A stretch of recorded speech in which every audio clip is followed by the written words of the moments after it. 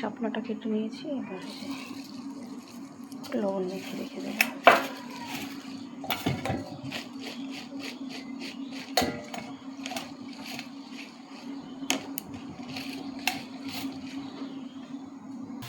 এই যে দেখো বন্ধুরা, শাপলাটুগুলোকে লবণ দিয়ে মাখার জন্য কতটা নরম হয়ে গেছে, জলটা অনেকটা বেরিয়ে গেছে, নিচে কিছুটা জল বেরিয়েছে। যে এবার আমি রান্নাটা করে নেব, তো তোমরা দেখতে থাকো। তো এই যে দেখো তেল গরম হয়ে গেছে, আমি রাঁধুনি ফোড়ন দিলাম, শুকনো লঙ্কা দিয়ে দিলাম,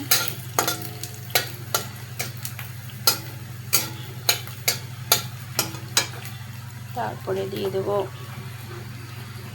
কাঁচা লঙ্কাগুলো,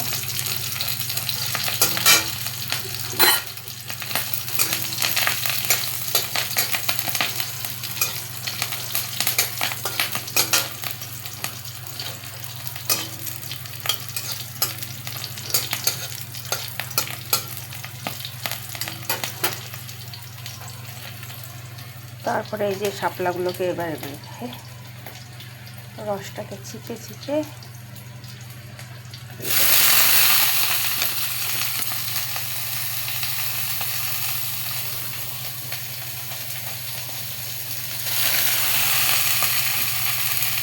তো দেখো এই যে আমার পুরোটাই দেওয়া হয়ে গেছে, অনেকটা জল বেরিয়েছে। এই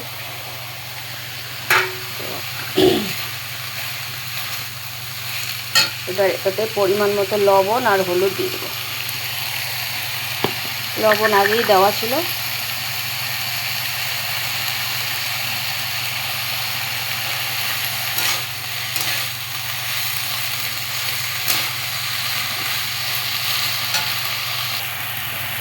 তো এবার একটু সামান্য লবণ দিয়ে দেবো, আগে লবণ দেওয়া ছিল তাই কম দিচ্ছি।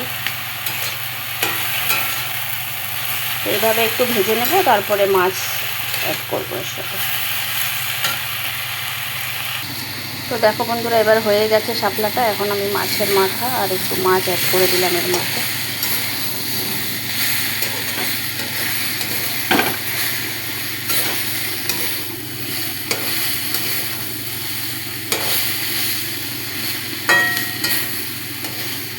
আর একটু ভাজা করে নিয়ে নামিয়ে নেব।